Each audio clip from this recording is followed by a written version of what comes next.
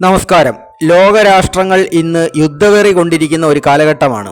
അതിനാൽ തന്നെ പ്രതിരോധ രംഗത്തിന്റെ കാര്യത്തിൽ ഒരു വിട്ടുവീഴ്ചയ്ക്കും നാം തയ്യാറല്ല എന്നതാണ് നമ്മുടെ നയം.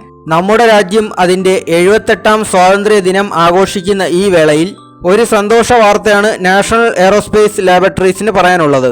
അത് മറ്റൊന്നുമല്ല, കാര്യക്ഷമതയുള്ള ഒരു ഡ്രോൺ തദ്ദേശീയമായി വികസിപ്പിച്ചെടുത്തു എന്നുള്ളതാണ്. ഇതിന്റെ വിശദാംശങ്ങൾ നോക്കാം.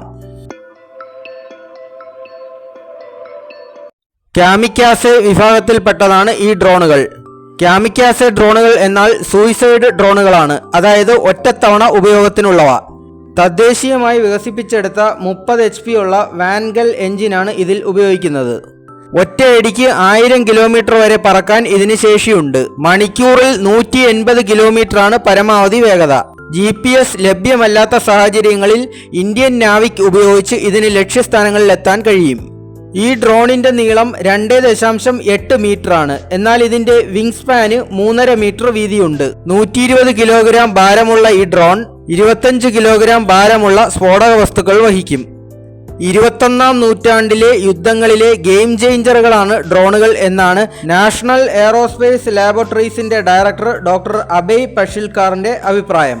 അതുകൊണ്ട് തന്നെ ഇന്ത്യയും ഈ മേഖലയിൽ അത്യാധുനികത കൈവരിക്കേണ്ട ആവശ്യകതയെക്കുറിച്ച് അദ്ദേഹം ഊന്നിപ്പറയുകയുണ്ടായി. അത്യാധുനിക ഡ്രോണുകൾക്ക് പലപ്പോഴും റഡാർ സംവിധാനത്തെ കബളിപ്പിച്ചുകൊണ്ട് ടാർഗറ്റിൽ ബോംബിംഗ് നടത്താൻ കഴിയുന്നുണ്ട്. ഇതുകൊണ്ട് തന്നെയാണ് റഷ്യ യുക്രൈൻ യുദ്ധത്തിലും ഇസ്രയേൽ ഹമാസ് യുദ്ധത്തിലുമൊക്കെ ഡ്രോണുകൾ നിർണായകമായ പങ്ക് വഹിക്കുന്നത്.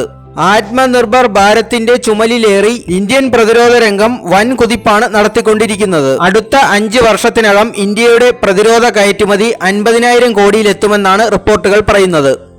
2024 ഏപ്രിൽ മുതൽ ജൂലൈ വരെയുള്ള കാലഘട്ടത്തിലെ കണക്കുകൾ പരിശോധിച്ചാൽ തന്നെ അത് 6,915 കോടിയിലെത്തി നിൽക്കുകയാണ്.